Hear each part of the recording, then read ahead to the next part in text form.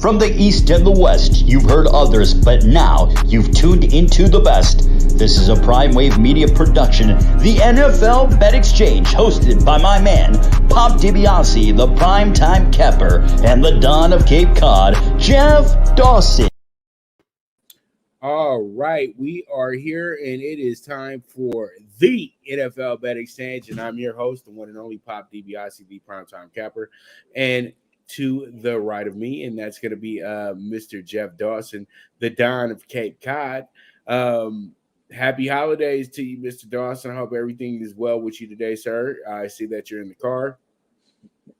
Yeah, we're under construction, of course, during the holidays. Got a house full, got more things going on that we can handle or shake a stick at. So instead of getting bombarded by saws, screwdrivers, hammers, and all that good stuff, I figured I'd just jump out into the car and where it's peaceful and we could have a good show today. Right, because we didn't need Jeff stopping the show mid-sentence yelling at people. So thank you. You're welcome. Thank you. I appreciate it very much. All right, so I'm now just pretty much a bag holder for Jeff now. When it comes to weeklies, I'm just over here just literally, don't hate me, y'all. I know it's just been a tragic season for me, period, point blank. But hey, the NFL has a lot of parity to it. And Jeff has just been absolutely whooping me, just like Gonzaga whooped UCLA last night. So, it is what it is. I went 4-11 last week. And I'm just like, oh God, what were you thinking, boss? And Jeff goes 10-5. So, hey, at least somebody got you paid. You know what I mean? It wasn't me, but he got you paid. You know what I mean? So it is what it is. But it's sad to me though. The dog bet of the week used to be a really, really good play. And I think I hit it about maybe 4 times this year in the 11 weeks we've done it. You know what I mean? And it's just because I keep jumping on these sorry, bad teams, man. So, hey, it is what it is at the end of the day. Let's go ahead and jump into the Thursday night football game. It ain't a Thursday night football game. We got a Thursday triple hitter. We got the Thanksgiving games in the first game of the day, the early game.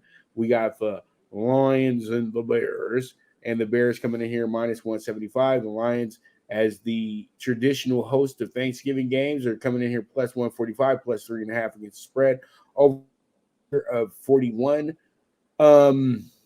It's that time, Jeff. It's that time. And I know that I'm going to just keep hitting my head against the wall with these guys, but I'm going to try again this week with the Lions because they've played well the last 2 weeks in a row.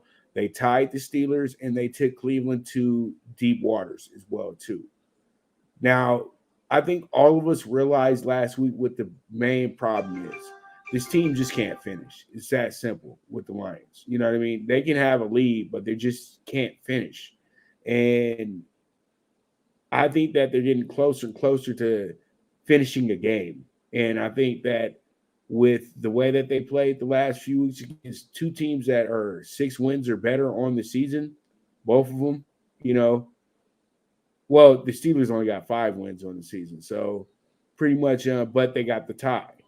That kind of threw the Steelers off a little bit because Steelers had some good momentum going into that game. They were one of the hottest teams in the NFL. And the Lions kind of interrupted that. Then they go back over to LA and they blow a game in very unfamiliar fashion. You didn't expect them to blow that lead, to blow that game like that. So I think that the Lions are onto something. The Bears just are in an impasse right now. They hate their coach, and literally it's just, is it Andy Dalton? Is it going to be Justin Fields? And everybody's just sick of the coach. They're 3-7 at this point, and he's literally holding up the future right now. You know what I mean? So I trust Detroit more in this situation, and those are some scary words that come out of my mouth right now as well, too, Jeff. So I'm going to take them with the plus 3.5 in this spot. We'll see how it goes. We'll see how it shakes out. Your lead in to the NFL and everyone here, the hardest part about betting the NFL is not that it's any given Sunday. I think the hardest part is what you stressed when you started. It is when you're on a team and they lose for you, and then the next week you go against them and then they cover. It's like that every other. And there's a lot of teams in the NFL that it's hard to judge and gauge, and obviously the Lions are one of them. They haven't won this year, yet they've had some good games. They've had a handful that they should have won outright, never mind that they have covered. So this is a perfect example. Supposedly Nagy is done at the end of this game. Why not before? Why not the end of the year? I don't know. I'm going to take it a step further. I already reached out to our buddy Craig, and I got the Lions plus 145 money line. I think this is going to be the pumpkin pie, should I say, the dessert, the cherry on top for all the Lion fans. And this is the going out swan song for Nagy. Don't give me the points. Give me the plus 145, and let's start our Thanksgiving not just cashing a ticket, but cashing a plus 145. All right. So we have that, and pretty much we move on to our next game in hand, and this one should be a very fun game as well too. We have ourselves up next. We got the Raiders, and the Cowboys, and this is a battle of silver and black going against silver and blue, and literally these are the top two fan bases probably in all of the NFL, if not sports. They're top five in sports, pretty much fan bases and everything. So the internet better get ready for a family feud, seriously, because the I always feel like they came in the same year as well too. The Cowboys and the Raiders are twins that were separated at birth, in a sense. The bad boy and the good guy. You know what I mean? And it always seems like the Cowboys play the hero and the Raiders play the villain in this game. And I feel like the Cowboys wanted to get a break because they've been getting absolutely body slammed on Thanksgiving the last few years, dude. Even within a good season, they've been getting whooped on. And so they bring in a team like the Raiders that they literally just, slam dunked the last time that they came. And so why don't you go ahead and bring the Raiders back, because we know that they'll probably sit up in here and do exactly what we want them to do. But not so fast, in my Lee Corso voice. Right now, you can't trust the Cowboys. Cowboys, you got to see Amari Cooper's probably going to be out of that game. CeeDee Lamb's probably going to be out of that game as well, too. And you've noticed that this team is not that good without those players there. Now, Dak is a hell of a quarterback. He can do what he does what he has to do.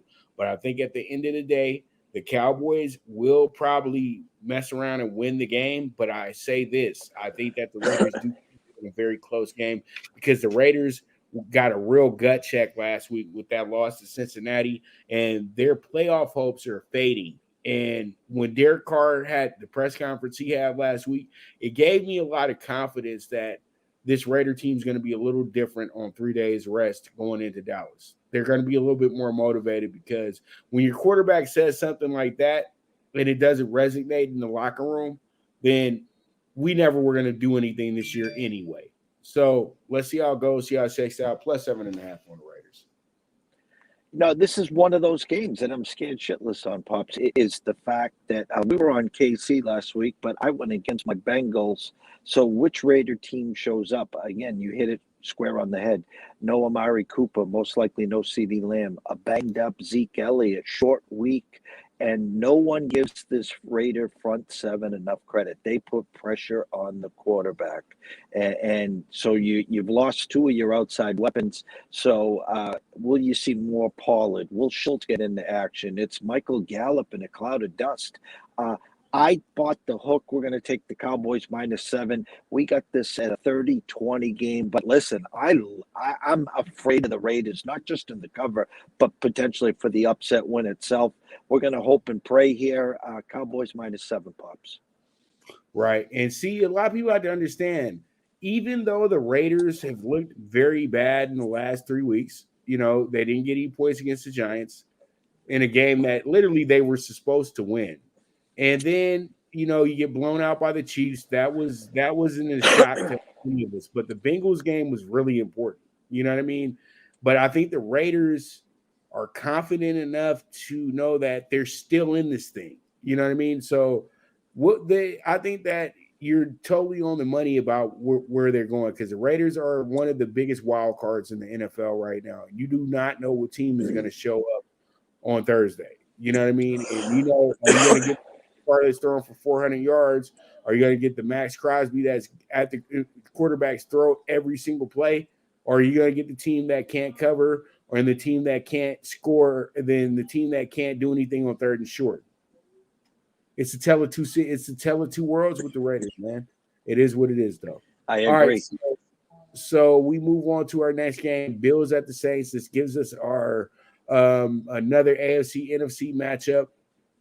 Now you have a Bills team that has done very well this year when it comes to the road. They did have a little bit of a hiccup with the Jags a few weeks back, but they've been a damn good road team this year. Okay. And I think going into this game, me and you both know that the Saints are really starting the rebuilding process right in front of us, because they know at the end of the day that they want a quarterback, and the way to get that quarterback, they're going to have to be in the top 20. So them making the playoffs and them having a great season, I don't see that anymore. I see this team actually losing maybe about 4 in a row now. You know what I mean? Until they can get it back together. Trevor Simeon's not a bad quarterback, but he's not a starter. Okay. Let's just be honest about that. He's a great clipboard holder. He's a Bubby Brister type, pretty much in those regards, one of my favorites, Steve DeBerg type. You know what I mean? You come in there and manage. You can hold down the fort for 2 or 3 games, but we can't trust you as a full-time starter. You know what I mean? And so Hill, as you see, they have him as a part-time quarterback. They did not commit to him to be a starting quarterback. And I think what happens at the end of the day, the Saints just really missed on getting Cam Newton, which would have been great for this team moving forward if they really wanted to get to the playoffs. By them not pursuing a quarterback when they needed to after Jameis got hurt, they pretty much have put the writing on the wall that they're willing to have a bad season so they can recreate this thing and maybe get Sean Payton his first ever quarterback that he can mold into something special, because Drew Brees was already a ready-made product when he got there. He just added on to that. But we've never seen Sean Payton get his own top-tier quarterback from day one on development. And I think that this is exactly what they're doing here. And I don't believe in anything the Saints are doing. And the Bills, they got some guys that stay around the corner from you that have pretty much said, you know what, that was cute what you did last year and everything like that, but we're back. And I'm telling you, the Bills now, you got to deal with the bully. The bully is back, and you got to deal with them face to face. And the Bills are in a must-win situation, and I think they go about this game in that mentality. So I'm taking the Bills with the 5.5. The numbers are screaming Bills. I mean, go back a couple weeks ago against the Jags that you talked about. Then look at last week. They were not in that game for 1 second against the Colts. Now they come into New Orleans, short week, 5.5-point favorites. Against the Saint team, again, that's also in desperation and a must-win. I mean, just follow the signs here. I think you're going to see a focused, a 60 minutes of hell from the Bills side. I could honestly see their defense actually holding, the Saints to 13, 14, maybe somewhere in there. I think it's Bills, and Bills all day. We bought the hook. We got the Bills -5 here, and I think this, of all the 3 games, will be the blowout city here, Pops. All right, and I have to concur, because the Saints aren't good at home either at the same time. This is the same team that lost to the Giants, and let them score 27 points. All right, so we move on, and Jeff is on the Bills as well too. Let me make sure you guys know that.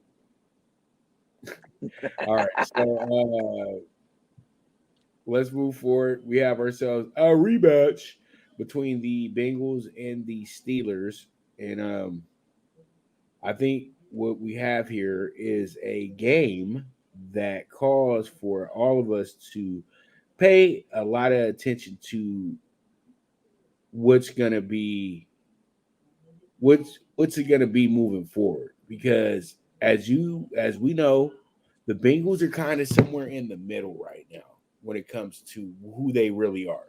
Come on, you beat the Raiders, a team that had lost 2 in a row and had got blown out the week before on national television as well too.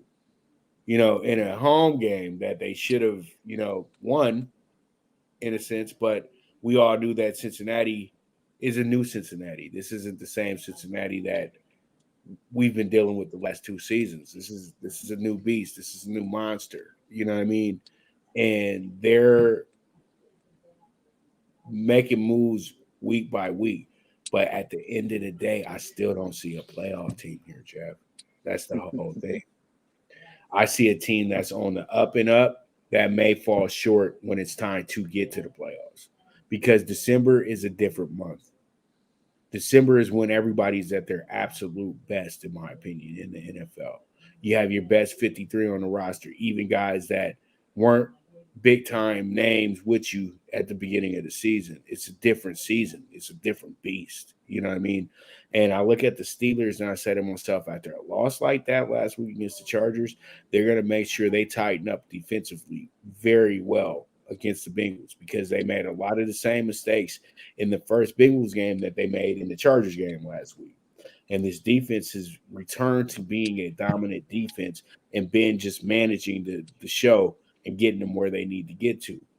I say this: the Bengals caught the Steelers by surprise against a Steelers team that was very bad at the beginning of the season. The first 5 weeks of the year, the Steelers were terrible, okay?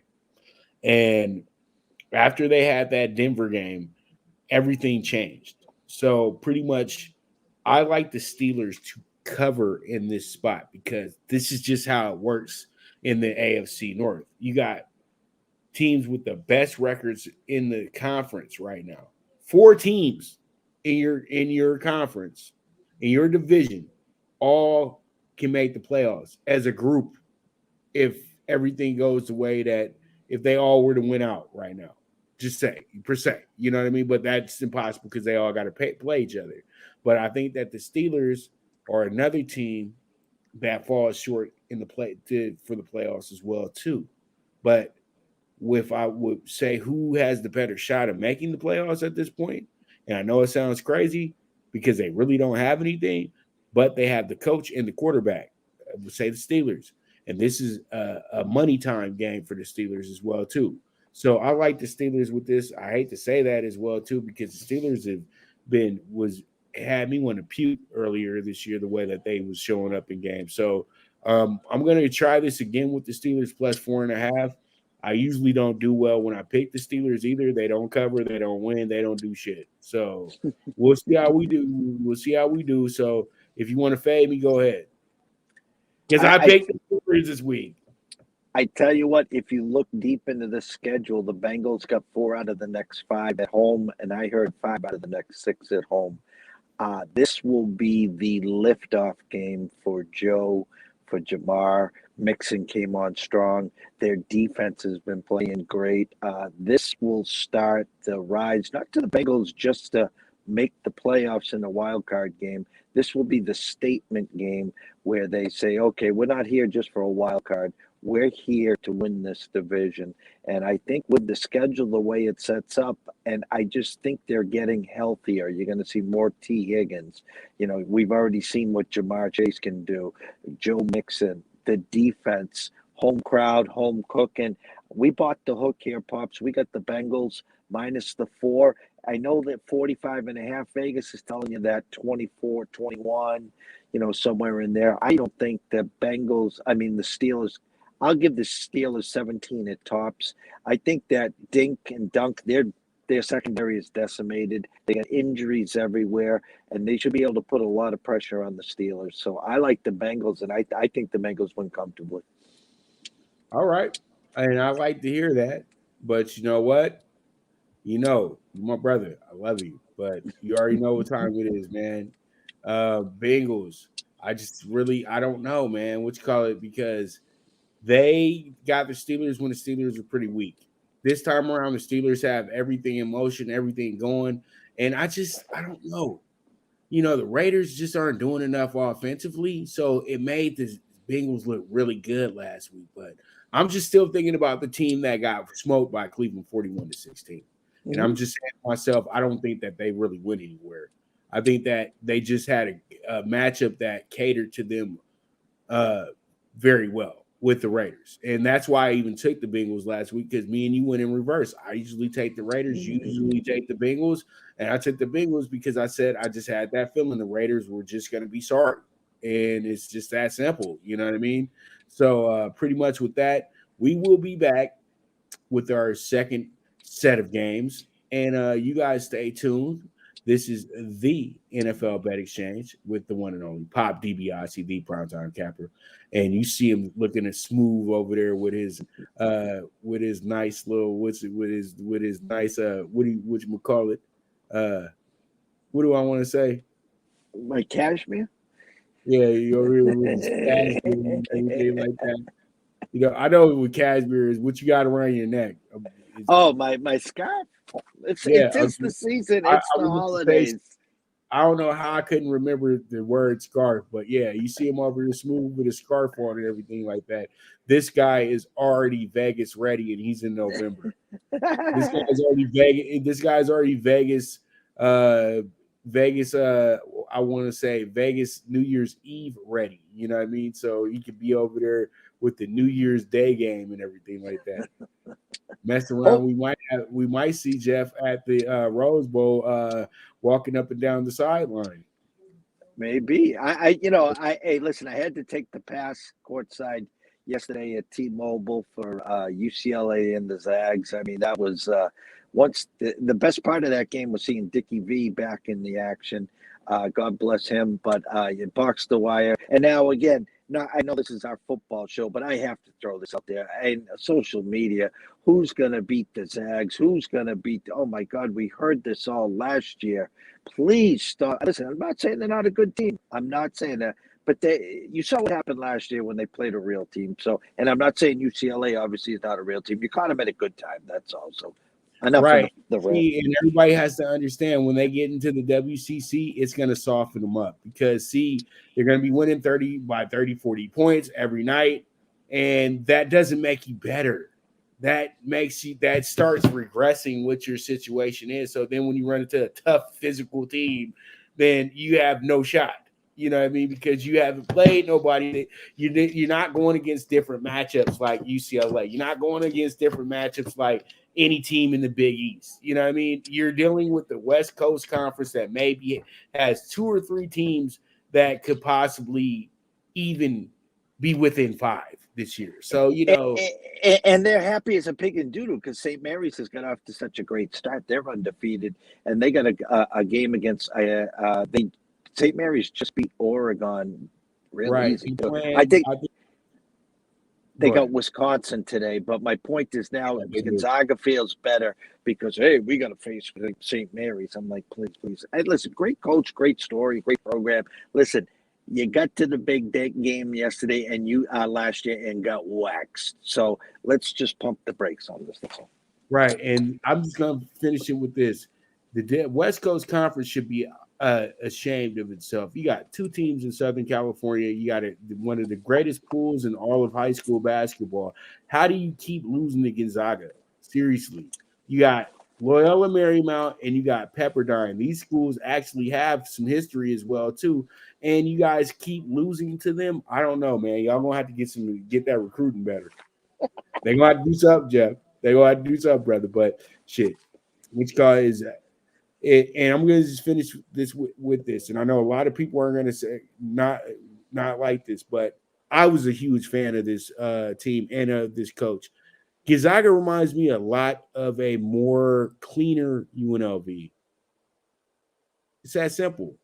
Because they don't play in a big conference. That's why I say now UNLV is considered in a great conference, but the Big West wasn't considered better than the Pac-12 when they were in that conference, even though they had a lot of teams that are now Mountain West teams. And, a lot of the Mountain West was in that conference as well, too. So I know I know it's hard to compare because that's a different beast, but on how dominant they are against the other, against other teams that are supposed to be elite. That's where I compare the two at. You know what I mean? Because you don't have when you compare the Zags to UNLV, I'm like rolling my eyes. In this regards, the Larry gang. I'm talking about. Oh my God! Yeah, no, thank you. Because they put together not Larry and crew. I'm just talking about the way that they built up.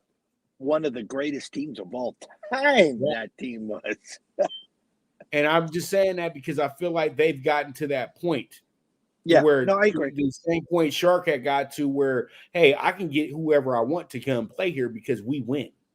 Mm-hmm. You know what I mean? And we win, but see, I know where you rolled your eyes at because Tark still sent guys to the NBA who were very productive. Mm-hmm. Gonzaga sends guys to the NBA and we don't ever hear about them again. You know what I mean? So greatest example of them all, Adam Morrison. So, it is what it is.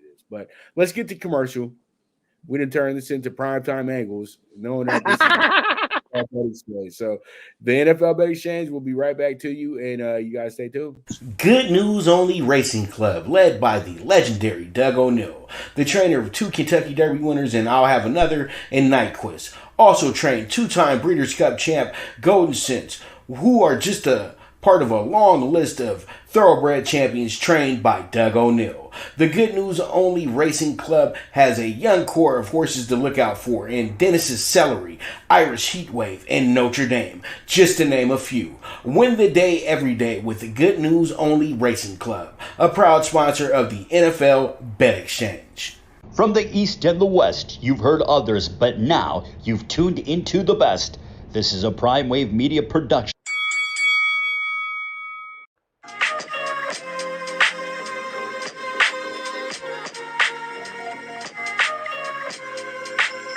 Tune into Big Wave Boxing every week with a brand new guest with the one and only Pop DiBiase, the Primetime Capper, getting the best boxing stories, best boxing angles, and the truth when it all comes down to the sweet science. Tune into Big Wave Boxing on the Prime Wave Media channel on YouTube.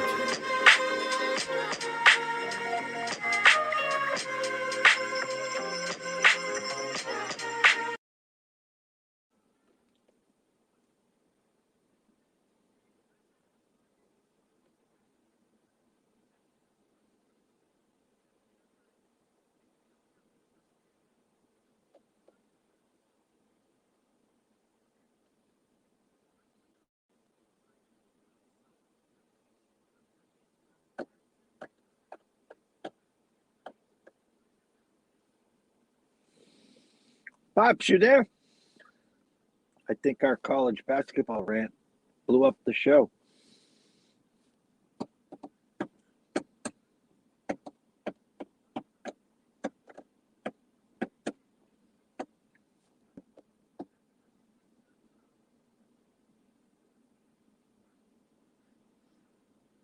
Hey, Popsy. Bucs at Colts. Colts at Bucs. All right, sorry about that, y'all. The internet is tripping. So, kind of put us out real quick. So, but we're back. We're back. So let's go ahead and jump into this game right here. This is going to be the Bucs and the Colts, and I know this one is one that Jeff probably is going crazy about. Tommy Terrific going against Carson Wentz, man. I wonder what this game really holds, brother. To be honest with you, I personally myself go back to last year and the Bucs. Talk about the grab ass, the start of the season. Tommy getting used to the system. Bye week, they cheat. They win their last 5. They go out on the road. They win the next 3, and then they win the Super Bowl. They came back the same thing. I'm not going to say a hangover. There's a bigger rift between Arians and Tom. Arians is not getting his respect, and he's a little jealous of Tom getting it all. Offensively, Arians want to say it's his show and it's Tom calling the plays. Well, Tom let him call the plays for 2 straight games and they lost. They made a statement. I know it was the Giants. They made a statement on Monday night, and I think this is going to see that Bucs run. And I think Tommy's watching on the sidelines, Pops, the Patriots making their run. And he's, just keeping an eye out on Mac and all the comparisons and the Patriots on fire. I honestly think the Colts shot their shot in Buffalo. I don't do this often. I'm not going to even get caught up in the spread. I'm just laying the points. I think the Bucs come in, they take care of business. You start to see the defense put the chips together. I think this one is a double-digit win, at least for the Bucs. Well, we got a Colts team that started the season off 1-4. At this point now, they're 6-5. So this team is playing damn good football. But we both know the Colts had the toughest schedule out of the first 5 games of the year. The only gimme they only got one gimme in that group, and that was a divisional rival. So, that's something that we can't say, hey, you know what? They took on a tough Seattle. Seattle was considerably tough at that point of the season. Then the next week, the Rams come in, perennial Super Bowl team. You know what I mean? So they had a lot of things go to the left fairly quickly on them. You know what I mean? And they still held serve. And I think that shows a team that has enough to make it to the playoffs, because with the Titans losing last week, I lost a little bit of that sureness with them, assurance with the Titans, because the way that the Colts are coming, it's just like a stakes race. You got the big favorite in the Titans hitting the front, and then then they start looking over at trees and stuff, and here come the Colts.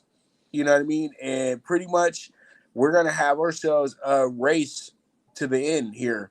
But one thing has been established. The Titans have the tiebreaker as well, too. So the Colts are really playing for a wild card in a sense, but they're right there where they want to be. And I'm going to take them with the plus 130. They're just playing better football at this point. I don't like teams that have this back and forth going with the coach. I feel like they figured out exactly what works, and they're going to go ahead and that's how they're going to approach these next games. You know what I mean? Because now they know that they're a legit team that can really stick with the best of them. And I like what I see. I'm taking them with the plus 130 as well, too. And I think that they're going to be good money at home, because they've been playing way better football at home as of late. And the Bucs got their gimme game anyway. They've been looking really bad against teams that have somewhat of a pulse. The Giants have a lot of toxicity going on in that situation. It's not going to get fixed until the end of the year, or maybe the next 5 years. But at this point in time right now, the Colts ain't the Giants, and that's all I'm saying. And I think that they just go ahead and they do the same exact thing these other teams have done to the Bucs over the last month or so, because the Bucs have not looked good at all. Period, point blank. They really didn't look good against the Giants. The Giants just were playing terrible football throughout the game. But the one point when the game got hot and heavy, the Giants were looking pretty good, and the Bucs were looking really out of place. It's more than just Tom and Arians. I think the receivers are having issues with each other. The running backs are. It's just not as fun as it was last year. And I'm gonna just end it with that. No, I agree. I again, football's a game of momentum. It's a game of building off of each week. And prime example of what the Patriots have done the last 5 weeks. These teams are getting hot. Colts are hot. I'm not anything about, and we're going to see which team's hotter between the Bucs and the Colts. So you'll know early in this game. Right. And I just say whoever scores first will probably wind up being a winner. And again, but I like the Colts, the way the Colts are playing defense right now. But I know where you have your reasonings for the Bucs, because with the verdict still out on the Colts defense as well too. It's because you can look really great against the Jaguars, you know what I mean. But this is the Bucs; it's different. All right, so let's go ahead and talk about the Panthers and the Dolphins. Panthers and the Dolphins. You got Cam going to Miami to go hang out with the surfer boy Tua Mars, Bruno Mars, Tua Mars. Every time I see that kid, I just think that he's going to start singing a song or something, you know what I mean? Because he's a little Hawaiian guy and all that stuff. But Panthers are rolling right now, but the Panthers still aren't, to me, a playoff team. Even with Cam coming back, they just don't do enough. They just can't do enough offensively. You know what I mean? Yeah, you got McCaffrey. That's great. But it's kind of tough without your lead receiver right now. DJ Moore out with it wasn't a concussion, or he got destroyed in a game a few weeks back, and I know he's out. So DJ Moore is to me is the most important playmaker on that team, because he makes it really easy for McCaffrey to do what McCaffrey does when he's cooking at that wide receiver position. And I think Cam Newton really needs him as well, too. Since they don't have a dominant receiver there, a lot of people are going to have this idea that the Panthers are just going to be a team that's going to be every week. They're going to be trading off wins and losses, and that's how I see them as well, too. But I think they play good enough defense to where when they play against a team that's kind of struggles offensively, that can be a very good game for them. You know what I mean? Because you look at it, they lost to the Giants. The Giants always get sparks in their offense. And me and you both know, and they don't want to call it out there, but Jalen Hurts is possibly the best all-around quarterback in the NFL at this point. Yeah, I said it. I know Kyler's great and everything like that, but Kyler has a lot of weapons. Jalen Hurts is doing it kind of out the mud.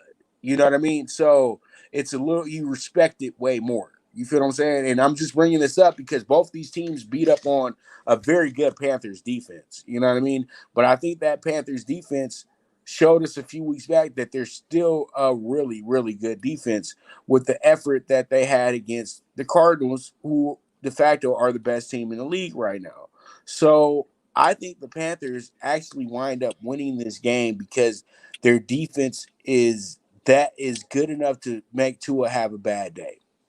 Pretty much point blank. I'm taking them with the minus 125. What are your thoughts, Jim? You look at we talked preseason. I thought the Dolphins were moving in the right direction. Another year with Brian Flores, they came out of the gate so bad. Tua hurt, not hurt. Tua hurt, not hurt.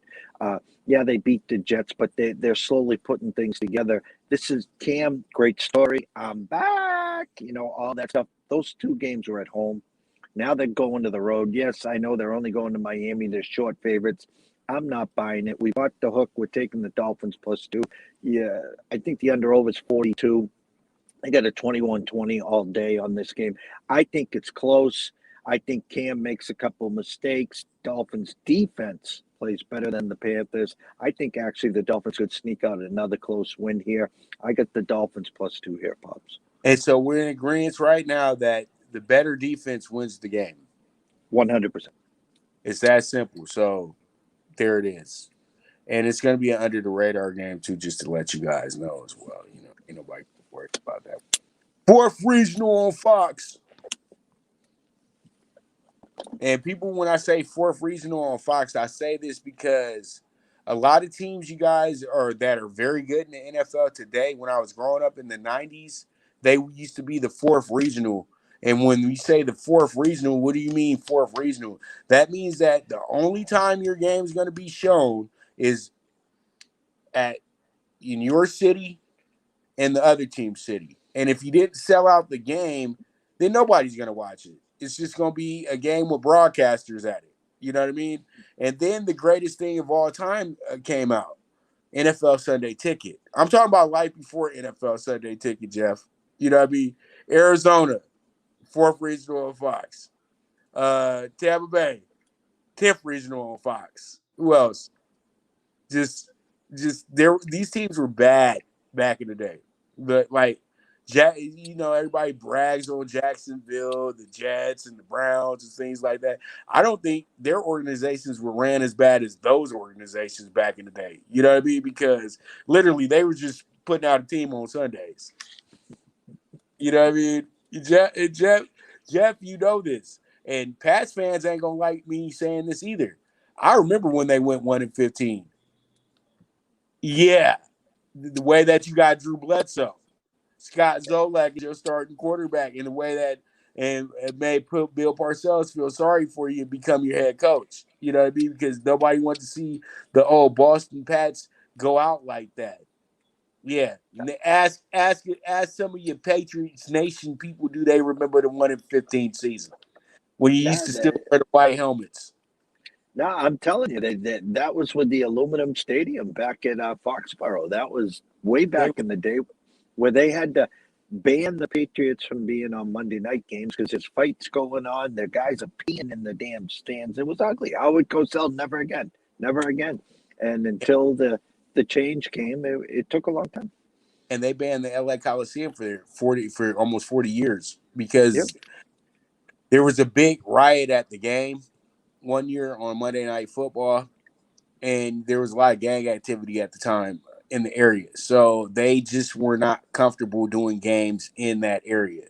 But then 30 years, 40 years later, USC's kind of fixed up their portion of the neighborhood where the Coliseum is located at. So then things change a little bit. You know what I mean? Because, you just put more police officers out there. Simple. There you go. All right, let's move on to the Titans and the Pats. I know everybody be like, damn, you guys go down memory lane a lot. I'm just trying to keep you up on game, baby. That's all. Because some of y'all be getting lied to a lot. Bucs, and one last thing. My favorite Bucs uniform is a uniform that used to get ragged on a lot too. And now they got to have it come back. The creamsicle jerseys, Jeff. They just have to have it come back now. You know what I mean? But people don't understand those were considered some of the ugliest jerseys in the NFL because they were considered like soft guy colors. No, listen, I'm a huge Bucs fan from way back. Pirate on and have a pirate with a knife in his mouth on your helmet. You just didn't do things like that. No. But I thought the jersey was absolutely amazing, and the helmet as well too. That's because I had the Huff thing, and you would see that white helmet, be like, damn, that's the unique helmet of everybody. It was a unique situation, so much props to him. But Titans at the Pats, and this goes back to my whole point. And let me go ahead and give you guys the actual gusto. The Titans are the best underdog in the league. They're undefeated as an underdog this year on against the spread and straight up. Okay, so do not think just because they don't have Derrick Henry in this game, they don't have a shot.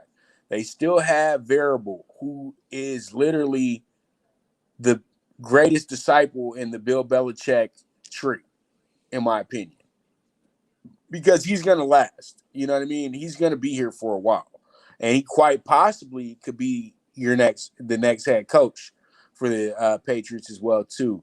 But I think what's his name has that spot kind of locked up, McDaniels. You know what I mean? Because when the Browns don't hire you twice, then that means that literally you gonna be stuck in.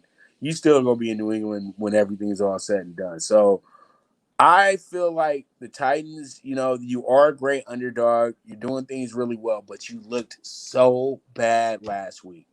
Like, the Texans don't. I know the Texans got an improvement because now Tyrod's back. That makes sense, right? But still, they shouldn't beat you at the end of the day. That team's not good enough to beat you. and all the teams you've beaten this season, and then you wind up losing to them. We just gotta you gotta earn back our trust. That's the whole thing, and that's where this play is coming from, Jeff. I'm taking the Pats with the 6.5. Vrabel's won in New England in the playoffs. You talked about the Titans as a dog. The Pats with 10 days rest. No one's hotter in the NFL than the Pats. This actual opening number was 3. It got steamed to 5.5. It's now 6.5. You have no Henry. You have no A.J. Brown. You have no Julio Jones. You just lost Marcus Johnson. They just released Adrian Peterson. McNichols is hurt. The list is endless. So this game will be decided early. Okay, which Titan team comes back? Was it a look ahead? Was it a pancake game? However you want to look at this. Tannehill can't throw 4 picks. Belichick takes away your best option. Well, who the hell is their best option right now? It's not Dante Foreman. The Hilliard kid's now catching passes out of the backfield. The Patriots' defense has been spot on. I bought the hook to the Pats -6. I think the momentum keeps rolling. But I will say this. The Patriots have a look-ahead game next week at Buffalo for the AFC East. They'll already know if the Bills won in New Orleans on Turkey Day. Okay? So take the Pats. Take them lightly. Don't mortgage the farm. Don't play them minus the 275 money line like it's a lock. Vrabel will be ready. This team will be ready. Mac has not been put in this spot as a 6-point favorite all year. I like the Pats. I think they keep rolling, but this is not a lock. We don't say locks anyways. That's at your front door and back door. But Pats -6 here, minus the hook. There it is. All right, so we're going to move on to our next game in hand, and this is going to be one of the best rivalries in all of football. We got the Eagles going against the New York Giants. The accents game. I'm tougher than you. You ain't tough. I'm tough. So pretty much because the Giants do play in Jersey, so Jersey is a bit tougher than New York City in a sense. You know what I mean? I mean, in like grimier, somewhat. You know what I mean? Because New York and LA are their own unique places. But let me stop talking silly. It's either cheesesteaks or pizzas, Jeff. And you know what? This guy Jalen Hurts has just been making the cheesesteaks just look so good. You know what I mean? This guy, let's just look at everything. First game of the season, you win 32-6, then you lose 3 in a row. Then you come back around on the road again, and you win 21-18 against a Carolina team that nobody had you beaten. Then you come back around, and I bet against these guys. They blew Detroit out. So when you look at everything that was at that point, they were 3-5, 3-6 actually after the Chargers lost. This team has now won 2 in a row. And that is incredible to me because nobody really had this team doing what they're doing right now. Everybody pretty much thought they were keeping Jalen Hurts in there to just set themselves up to get the quarterback in the draft this year. I don't think so. I think that Jalen Hurts has a future here with the Eagles, or he has a future with another roster in the NFL. But all in all, the guy's legit. And I will say this, and I know people don't want to hear this either because he's a year ahead of both. He's a year ahead. But, they keep talking about these Alabama quarterbacks. And I say to myself, the best one out the group is Jalen Hurts. And the reason why was because the year he spent at Oklahoma with Lincoln Riley, defining his passing game. You know what I mean? He already knew how to run the ball and all that good stuff. But I think being with Nick taught him how to be a leader. He was already a natural born leader as is, because everybody should knew he was going to be good in the NFL when he said that, you know what, I'm still going to be on Alabama. I could leave right now, but I'm going to stay here and make sure the quarterback that's with me, that's here now as the starting quarterback, can be played to the best of his ability. Tua is in the NFL today because Jalen Hurts didn't make it a petty situation with him. You know what I mean? And then even gave them the look to where, okay, I'm gonna move on, play for Oklahoma, wish you guys well, and everybody pretty much figured he would be a 5th or 6th round pick. Guy winds up going in the 2nd round. Why? Because the leadership and the absolute, moxie of this kid. And I feel like he is on some Mike Vick type ish with this situation right now as well too, because the Eagles were in a bad spot when Michael Vick took over as well too. And I think that this kid's built to last, and I think that the Eagles surprised all of us and got a quarterback that could have been better, bigger than this. What happened to Jeff? All right, well, Jeff was on the Giants. I know I overtalked a little bit, but we're about to go to a commercial in a minute as well too. But Jeff was on the Giants for his pick, so I'm guessing he had a little bit of interference on his. He'll be right back in a moment, and so when we get him back, we'll be able to keep everything popping and everything like that. But we did lose Jeff for a second here, but he'll be right back on the show in a moment. But he did have the Giants, and we'll have him explain that a little bit more when we get back to it. So we're going to take a quick commercial break, and when we get back, we'll have the next set of games for you guys moving forward, all right? So it is what it is, all right? So there it is. Now you and your friends can compete in the sport of kings and win big with Stable Duel. Get the app, pick your horses, and get in on the thrill of horse racing with daily games competing against other players. Bring home the glory and the cash, and move up the annual leaderboard while you leave your competition in the dust. Get in the game with Stable Duel. Play, race, win. Good News Only Racing Club, led by the legendary Doug O'Neill, the trainer of 2 Kentucky Derby winners and I'll Have Another and Nyquist. Also trained 2-time Breeders' Cup champ Golden Sense, who are just a part of a long list of thoroughbred champions trained by Doug O'Neill. The Good News Only Racing Club has a young core of horses to look out for in Dennis's Celery, Irish Heatwave, and Notre Dame, just to name a few. Win the day every day with the Good News Only Racing Club, a proud sponsor of the NFL Bet Exchange.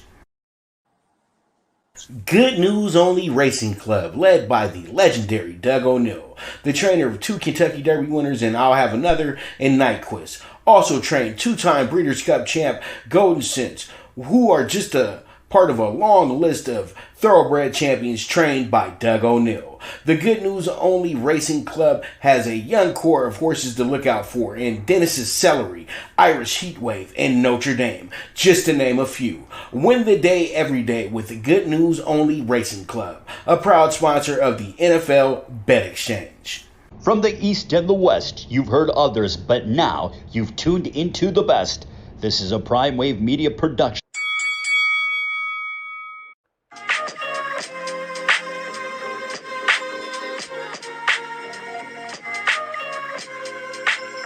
Tune into Big Wave Boxing every week with a brand new guest, with the one and only Pop DiBiase, the primetime capper, getting the best boxing stories, best boxing angles, and the truth when it all comes down to the sweet science. Tune into Big Wave Boxing on the Prime Wave Media channel on YouTube.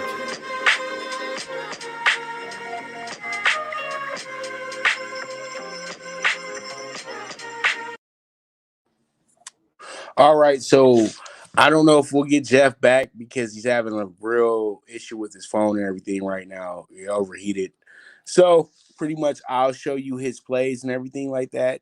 Just, you know me, I really wish he would be here to break it on down for you guys as well too. But I can go ahead and do that for you as well too. So pretty much with this next one, we got the Falcons at the Jags. The Falcons coming here 115. Jags minus 105 +1 on the Jags day as well too.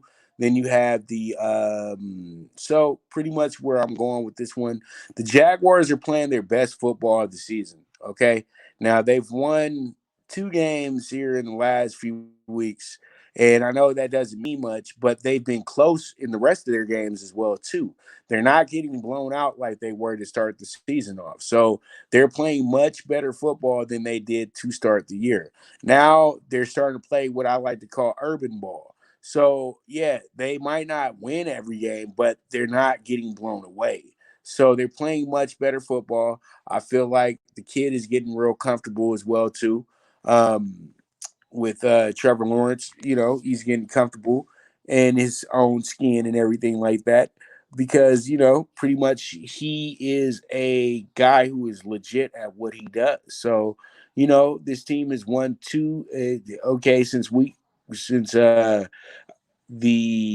pretty much week 6, this team has been much better. Yeah, they're 2-3, but they've covered in each and every one of those games except for the Seattle game. So I think that we all in all, we need to go ahead and consider that the Jags are playing much better football at this point. And I think that, the Falcons are just going through a struggle right now. I did not like how they looked in the last 2 games that they played against. When you look at the numbers from those games as well, too, you have this team actually in their last 2 games, they've been outscored 68-3.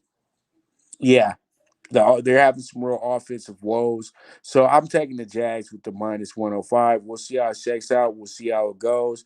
And then Jeff is on the Falcons. I know he's probably looking at the Falcons to have a bounce back performance. You can't be that bad for, you get 10 days off as well, too. You know what I mean? But in a 3-day span, they were that bad. So they can't get any worse. So I know what Jeff is thinking, that they come and do a Florida double because they already beat Miami earlier this year in Miami. So they do. This is the even matchup. So I do understand where Jeff is going with this one. You just got bad on bad. So it's like you're just picking the better of 2 evils. That's all you're doing. So we don't know what is going to fall out and what is going to be, but it is what it is at the end of the day. Jeff is taking the Falcons. All right, we move on to the Jets and the Texans. The Texans are actually 2-2 with Tyrod as the starter as well too. I think tonight what happens here is that the Jets and Texans. What happens on Sunday is that the Jets and Texans have themselves a decent game, but I think the Texans, with the way that the way that they took advantage of a Jaguars team that's somewhat similar to the Jets in a sense. Young quarterback. First year, pretty young head coach in the league as well too. So the Jets come into this game with the idea that, pretty much this could be their game where they get a gimme. But I think the Texans finally get to breathe easy because they've been playing some of the best teams in the NFL the last month or so. And they wound up getting that monster upset last week. The Texans always figure out a way to be a much better team. So I'm going to go ahead. I'm taking the Texans with the 2.5, and Jeff is going to take the money line on the Texans. So there it is. There it is. We move on, and we have our late games now. And we have the Chargers at the Broncos. Chargers coming into this one -150. The Broncos are +125, +3. And then you also have the Broncos, you know, not playing as well at home as I would like. But I think with this being one of their second home game within the division, against a team that they've been really good against the last few years at home as well too, really makes a lot of sense to go ahead and back the Broncos in this spot. I think the Broncos, coming off of a bad loss a few weeks back, this will be a wake-up call for this team in a sense, you know what I mean? Because they did look bad in their last game. They looked really bad. And I thought that they were going to be able to win that game against the Eagles as well too, but nah. They just, they needed a break. And that's simply what they needed. That's why the game wound up like that. See, we're now getting closer to these buys, and the teams that get the buys later in the season, they're really tired. So when you see these teams messing up and not playing the way you want them to play, it's a reason why. You know what I mean? And yeah, pretty much that's what I'm looking at, and I love the Broncos in this spot. I think they get their get back and +125, and they keep this this fun race going in the division as well too. So we'll see how it goes. We'll see how it shakes out. And then you have Jeff loving the Chargers. The Chargers haven't won. They haven't won back-to-back games since their 4-1 start. They're having a little bit of some issues and everything like that. They're trading off wins and losses and everything, and I think that's that. The best thing for them this year was going 4-1 because now they're 2 games above 500, but still, at the end of the day, though, you know what to expect with this Chargers team. But Jeff is still taking the Chargers. This is a good spot for them as well, too. They do get a little bit of a breath of fresh air going against a Broncos team that's not as good offensively as the Steelers or defensively. Even though, the Broncos defense has been much better, they're kind of inconsistent at home. So we move on and let's go ahead and talk about the Vikings at the 49ers. Now, the Vikings were in LA last week, and now they're in San Francisco this week. They're coming in as plus 150 dogs for this game, and then you have the 49ers at minus 155. I feel like the 49ers are in a groove and know that they can still snatch up one of those last 2 playoff spots as well, too, because as I preached to the choir to you guys before, the NFC has about maybe 5 teams that are legit on getting to the playoffs, but the other 2 spots are wide open at this point, and everybody got a shot except for everybody got a shot, okay? But you got to get to some winning right now as well, too. And I say that because Seattle's 3-7 right now, and I think that they still have an opportunity to get there. But pretty much what this is telling us is that we might wind up having 2 teams with losing records make the playoffs this year. So that's why I said the race is wide open. The Vikings are right there in the thick of things, 49ers as well, too. So this game is very important. I feel like the 49ers have finally found their groove. The 49ers actually, when you looked at everything, you said to yourself, the 49ers got the best roster on paper. But it didn't work out like that. So pretty much what happens here is that you have yourself a team in the 49ers that are dealing with, a lot of different elements. Like, do we bench the quarterback for the rookie? Do we do this? Do we do that? Blase, blase. But all in all, though, at the end of the day, you just got to play it one game at a time. And with the history of the Vikings in the Bay Area, I like the 49ers' chances. Last time they faced off, the 49ers absolutely crushed the Vikings. And I don't want to be holding the bag with the Vikings this time around again. So I'm going to go ahead and take the 49ers with the minus 155 to go ahead and straight up win in this spot. Jeff is going to take the Vikings on the cover plus 3.5. So you can possibly win 2 tickets, and you can possibly cash 2 tickets in one if you play both of our bets. So let's see how it goes. Let's see how it shakes out, but it should be a lot of fun. Then we have the Rams and the Packers. The Rams and the Packers. The Rams coming into this game fresh off a bye, much needed. And I think that was good for Cooper Kupp. That was good for Higbee as well, too. And also good for Van Jefferson. Now, I know you guys want me to say for OBJ, but OBJ has had about 4 bye weeks this year. So, pretty much hopefully he was in that playbook so then he can start getting some plays dialed up for him as well, too, because he's going to be very needed to get this team to the Super Bowl at the end of the day. It's just that simple that they need OBJ to be huge for them to really warrant the fact that they, added him to the roster. They could simply just move somebody up from the practice squad, but they wanted to chase a star, and they expect him to be a star. So I expect him to be a star.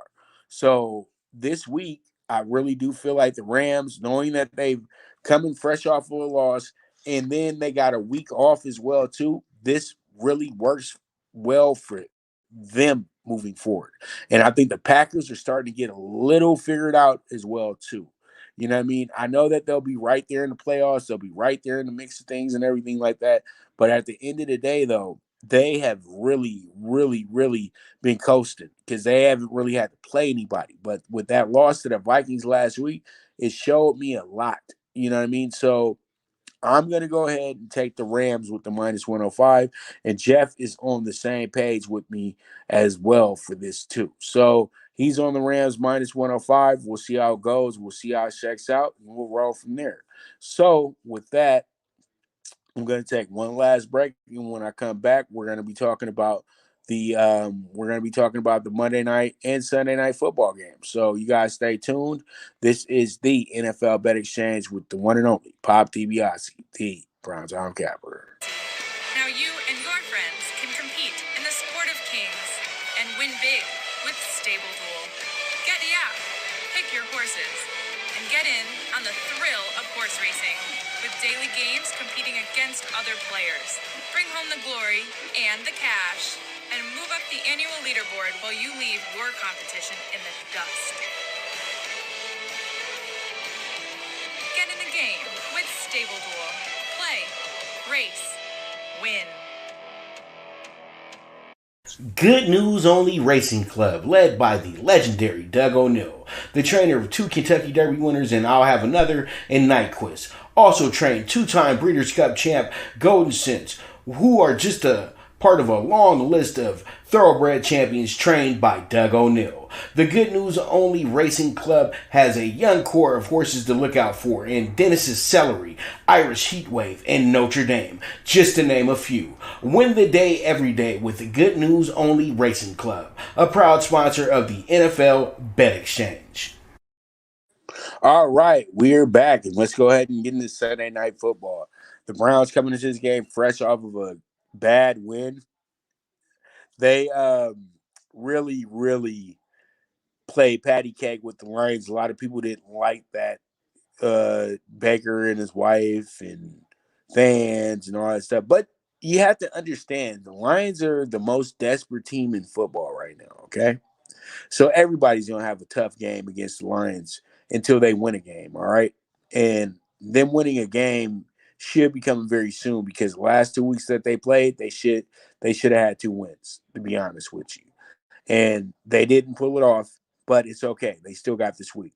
The Browns need their break as well, too. The Browns will be off in week 13, but you can tell that this team is beyond tired at this point, and that started to show a few weeks back. I think that they need this good break, and this will be very helpful to them. But this is a very must-win game. See, at the end of the day, the Ravens dropped this game. It's okay. They still are in the lead in the division.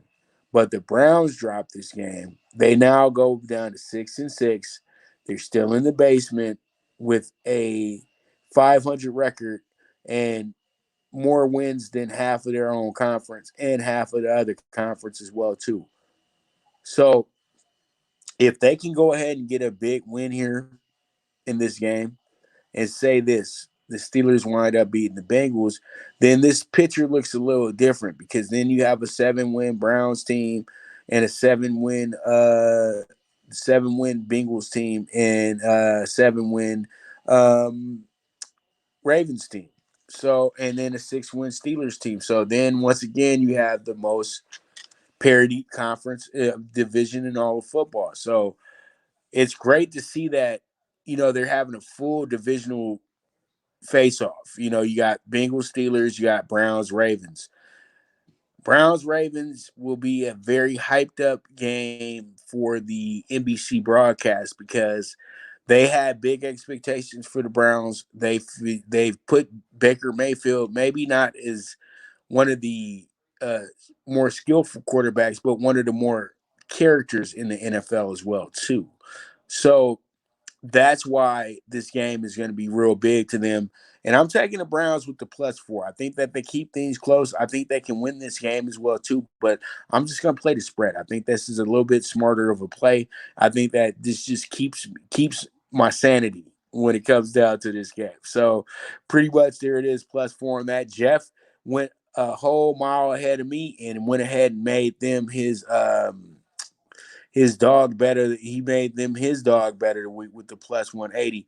And I know I messed up, guys, but my dog better the week this week is gonna be the Broncos at home against the Chargers as well too. So I didn't mention that, but our show kind of went off the skids a little bit because my internet went out. Jeff's phone overheated, so pretty much I'm on my phone right now because I don't have enough time to deal with all that stuff. So pretty much there it is. So that's why it's kind of the show's kind of looking like this right now and everything. The camera's kind of moving and stuff. So, I don't usually do this on my phone. I do it on my laptop. But the Browns plus 180 in that spot, and there it goes. Now we got the Monday Night Football with the Seahawks minus 105.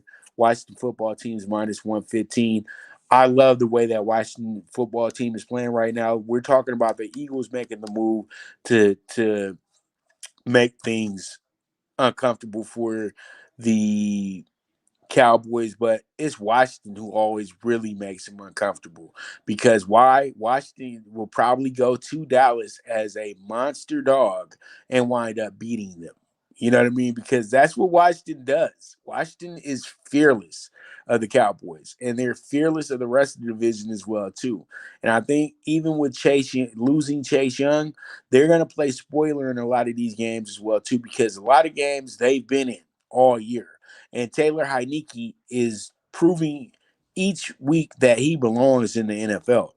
He may not be the right quarterback for Washington, but he can be the right quarterback for 4 or 5 teams in this league. But I think the reason why Ron Rivera still got the guy starting at this point, because he had a handful of quarterbacks he could have brought in, is saying that he believes in the kid and believes the kid can play. Yeah, he brought in Fitzpatrick, but he knew that Fitzpatrick was eventually going to give that job to the kid. So, I like the Seahawks. I'm a big backer of the Seahawks throughout these seasons and everything like that. But this year, this team has just been a money burner.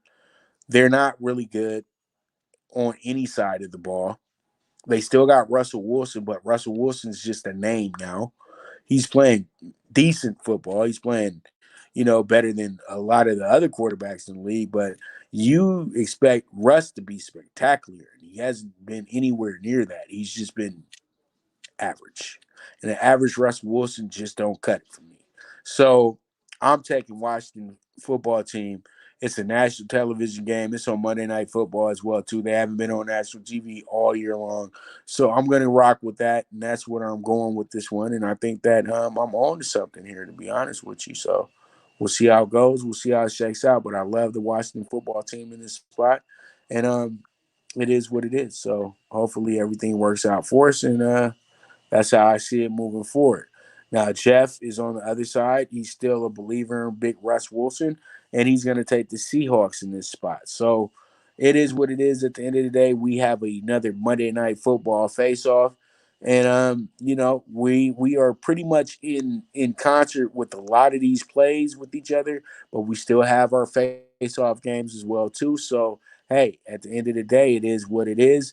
And pretty much I'm so sorry that the show kind of went the way that it did, but you know what? We had to get it done, and I thank you guys very much for tuning in once again. We'll be back next week for Week 13, and this is the NFL Bet Exchange with your host, the one and only Pop DiBiase, the Primetime Capper, and also our other host. Shout out to our guy, Mr. Jeff Dawson, the Don of Cape Cod, who had a little bit of a phone issue and had to leave the show kind of unfortunately, but it's fine. He'll be back next week as well, too. We think you guys are the absolute best. I'll be back to you. You guys have a great one, and stay tuned. Hopefully we get to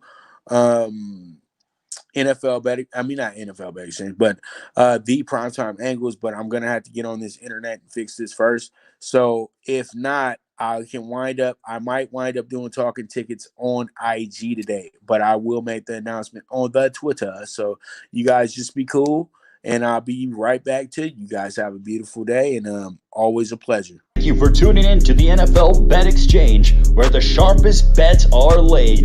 This show was produced by the Prime Wave Media Group.